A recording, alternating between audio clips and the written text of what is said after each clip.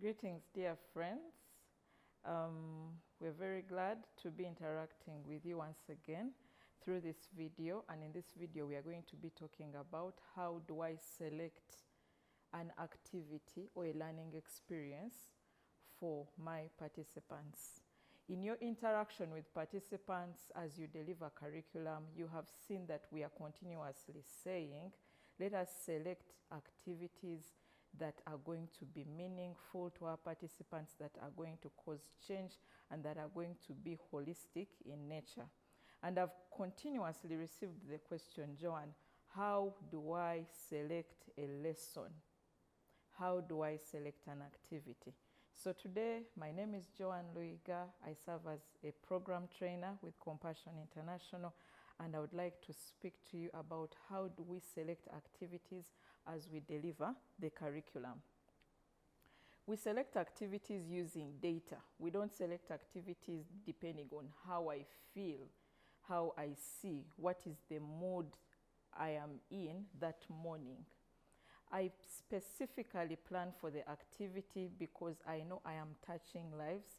I know that these little people, these youth, these children are dependent on me, and they are going to be listening to me for their learning. So as someone who is serving in the projects, it is important that we look at the data we have at the projects and how we can use it to be able to select the lessons which will cause a holistic impact in the lives of our beneficiaries. The first data that I would like you to look at your home visit reports. What are they saying to you? When we go to visit homes, we look at things like what is the hygiene? What is the spiritual life of the home? What do they believe in? What church do they go to? Do they even go to a church? You get to understand a lot about what happens in the life of a participant when you visit and try to understand their home setting. So if I am a staff member and I have done 10 home visits or 20 home visits, it is important that I write a report, I compile that report, I analyze it, and find out what are the trends in the different homes. For example, you might visit 10 homes and find that out of those 10 homes, 6 of those homes do not have a toilet. It is very likely that the children in those homes do not know how to use a toilet because at home they do not have toilets. So as a staff member, it would be good that I work on that and I support the children into how do I use a toilet very well.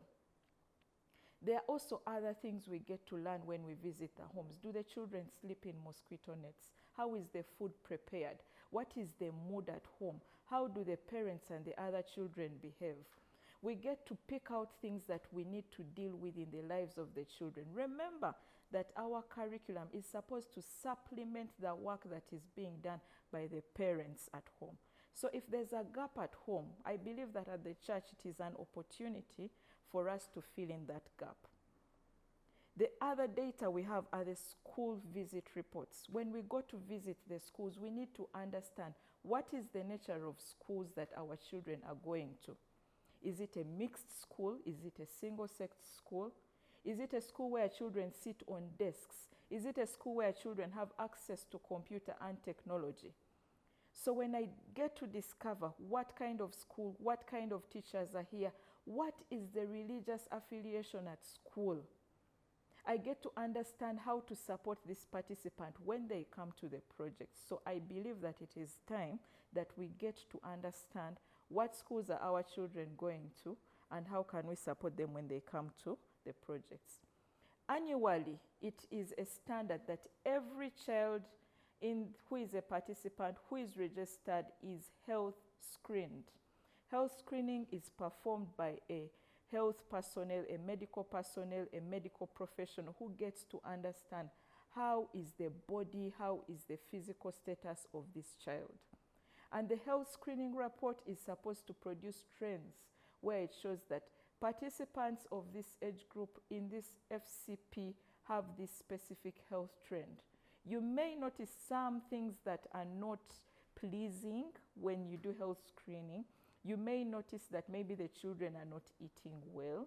You may notice maybe they are not cleaning their bodies well. That would be a good opportunity for a curriculum lesson where you set up an activity to support the participants to be able to take better care of themselves.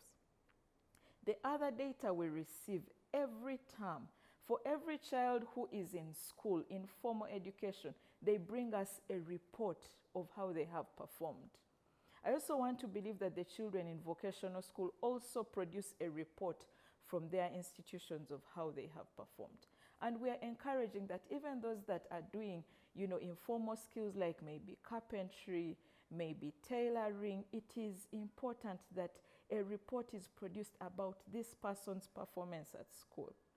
From that academic report, we get to understand how is the child performing. We all know that the world today is very, very concerned about two subjects, mathematics and English. When the children bring their reports, especially those in primary school, how are they performing in mathematics and English? As I think about the different skills, the different teachers that I am going to bring during this holiday, the different activities that I am going to do, would I think about considering supporting the children to learn English, basic literature? Can I read? Can I write? Can I express myself in English? Many of us have also heard about another report we call the CDPR report. CDPR, Child Development Progress Report.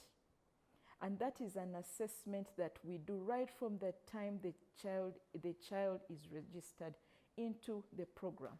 We continue to do CDPR assessments when the children are transitioning from one age group to another age group. And we are just checking and seeing how are the children progressing as regards the specific milestones that have been set for their age group. When I notice that the children are lagging behind or they are progressing properly, it supports me as a curriculum implementer to know where should I put more effort, which lesson should I skip. For example, if the children already know the basic Bible stories, the creation story, should I still spend time in teaching it? Or if children do not know basic Bible knowledge, would I consider going back to a book which is, even if it's below their age group, would I consider picking a lesson from a lower class and then I teach it? Friends, it is very okay that if I am teaching a lesson in 6 to 8 and I discover a gap in my participants, and that gap will be fulfilled by a lesson which is in a lower age group, maybe 3 to 5, it is okay for me to go and pick that lesson and I teach it. Remember, it is not about, procedure. It is not about following the book from beginning to the end. It is about supporting the child to develop to their God-given potential. When a child reaches the age of 12 years old, we start doing what they call life planning, and we have the life planning tool. This is where the participants speak to us and tell us that this is what I want to do in future. And these are some of the steps that I want to take in future. So for example, if a child tells you that I want to be a chef, I want to be a carpenter, I want to be a doctor, it would make meaning to me as a child if you, my teacher, selected activities that speak into my future goals.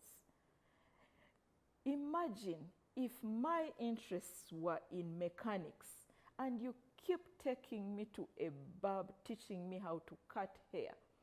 Or if my interests were in cookery and you keep bringing a skills teacher to teach me tailoring, I will do the tailoring, but I will not enjoy it. We are encouraging that when we are selecting activities for participants, let's think about continuity.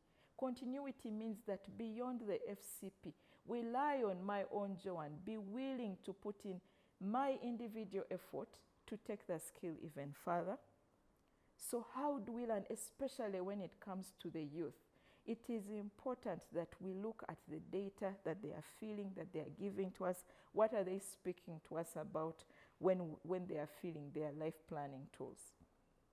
As much as possible, the activities we select for curriculum must be in sync with what the youth are talking about in their life planning tools. Different medical incidents happen, and Compassion Connect is so good that you can run a report and it shows you what are the health trends in your FCP. Some of this data may not be captured in Connect, but some of the medical incident reports, you get them from the clinic or the hospital that continuously treats your participants. For example, it would be good to understand that in this year, how many malaria cases have we had? Which age group is suffering from malaria? And then, yes, we are going to treat the malaria, but could we also try to understand, are there any bushes? Are people sleeping in mosquito nets or not? It would help us as a project, as a church, to be able to counter this malaria before it even gets to the children. And how do we do that? We deal with the causes. So the medical incidents will be countered, yes, by treatment, but we need to teach the children. And then also sometimes some of these lessons will be in the curriculum books, but sometimes it is important to involve the parents. If you look at a lesson and you feel that it is not enough to teach the children, can I please teach these children to the parents? Please put it in your plan and teach the caregivers. Another place where we get data is at the cluster level. When the clusters come together, could it be that we can sit down and share information and share as project directors, as CDO Health, as CDO SDR, what are the trends of beneficiaries, of participants, of children, of youth in that community? How are they behaving? What are the school dropout rates? What are the teenage pregnancy rates? It will help you forecast your plan, and all this can be achieved as we implement curriculum. I want you to remember that the curriculum is a tool, and it is your tool as a curriculum implementer, as a teacher. The curriculum is your tool that we use to deliver programming in the lives of our participants. Thank you so much for listening to me. You can pass on any questions you have to my email, which I believe you have, or my WhatsApp. Thank you very much. God bless you.